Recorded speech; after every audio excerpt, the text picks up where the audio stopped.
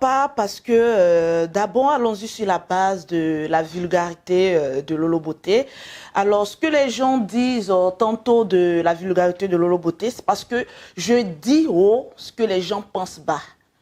Alors dans un premier temps, j'ai usé d'une stratégie marketing parce qu'aujourd'hui tout le monde sur internet veut se donner un genre d'une bonne éducation. Moi je suis ceci, je suis cela. Je dis non, il faut être soi. Et moi, dans mes vidéos, je suis moi-même, je suis naturelle. Je dis ce que je pense qui me passe à la tête, mais je le dis. Mais il y a des personnes qui aiment ça, il y a des personnes aussi qui n'aiment pas, mais on ne peut pas plaire à tout le monde.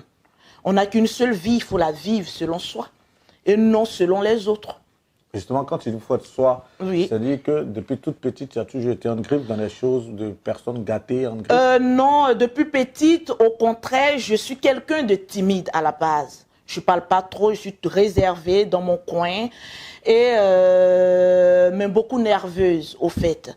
Donc, je me suis dit, ah, tiens, je vais venir sur les réseaux sociaux. J'ai essayé de regarder un peu qu'est-ce qui se passe un peu sur les réseaux sociaux parce que au début, quand je venais, il n'y avait pas assez de blogueurs, d'influenceurs sur la toile. J'ai essayé de regarder un peu le style de quelques vidéomans, de blogueurs sur la toile.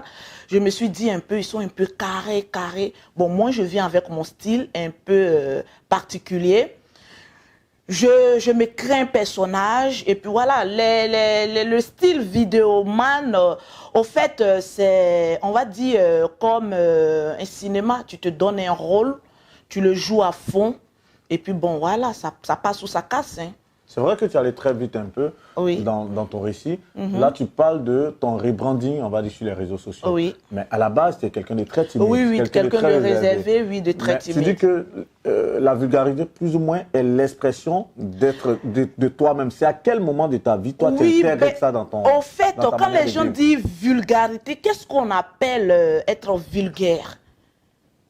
C'est déjà ça d'abord. Parce qu'aujourd'hui, le typique des Africains, une fois qu'on te colle une image, ça reste à vie. Quand on parle de vulgarité, on parle de quoi, au fait? Lolo n'est pas que vulgaire. Quand on parle de vulgarité, vous allez me dire, parce que Lolo Beauté parle de sexe. Bon, pour ça, c'est une vulgarité. Alors, c'est que tout le monde est vulgaire, alors.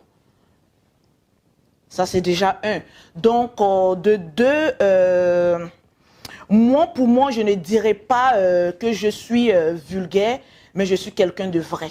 Au fait, je dis ce que les gens n'osent pas dire. On va pas en faire tout un débat, justement, mais on va revenir à la journée consacrée aux femmes. Oui. Est-ce que tu connais Constance Yahi? Non. Tu la connais pas? Non. Justement, c'est une dame qui s'est battue dans les années 2000 pour les droits des femmes en Côte d'Ivoire. Oui. Et donc, si toi, d'abord, elle a été ministre, c'était dans les années 90 qu'elle a commencé déjà à travailler une ONG, et en 2000, elle a été ministre. Et si toi, tu étais, par exemple, ministre de la promotion de la femme en Côte d'Ivoire, à la faveur de la journée des femmes, quels sont les droits pour lesquels tu te battrais, par exemple? Je dirais d'abord, parce qu'avant de parler de droits, il faut d'abord...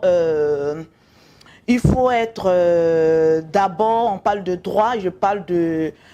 une femme indépendante. J'irai sur cette base.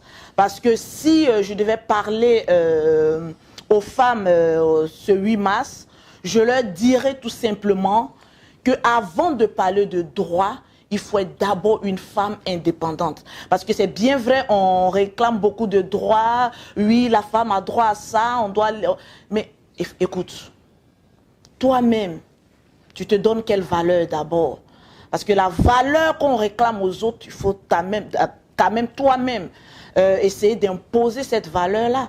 Et pour moi, la valeur d'une femme, c'est celle qui est indépendante.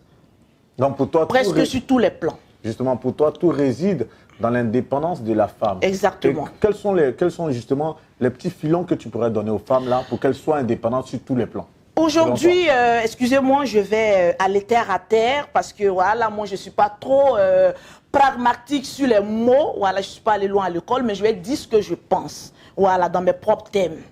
Parce qu'aujourd'hui, les femmes aiment, oui, on parle de droits, la femme a beaucoup de droits, mais tu fous rien.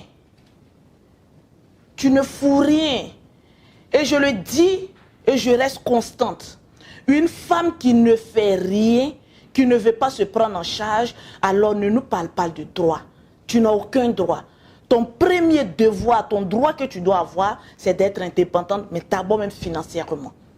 Donc c'est de dire aux femmes, au moins de faire quelque chose de leurs 10 droits, qui va leur rapporter de l'argent, mais de manière honnête. Justement, je n'excuse pas les femmes qui n'entreprennent pas. Mais est-ce que tu penses que c'est aussi facile dans un pays comme la Côte d'Ivoire où la paupérisation est de plus en plus avancée? C'est très facile. Dans Qui quel veut, sens? qui peut. Moi, par contre, en parlant de moi, j'ai commencé mon activité avec moins de 50 000 francs. Aujourd'hui, dans la tête des femmes, être indépendante, c'est qu'un homme, tu me files au moins 1 million. Mais avant d'arriver à 1 million, il y a 5 francs, il y a 10 francs. Il y a le minimum, on commence en bas de l'échelle avant d'être quelqu'un. Mais aujourd'hui, dans la mentalité des Africains, automatiquement, quand on parle de business, on parle de millions. Mais moi, je dis non.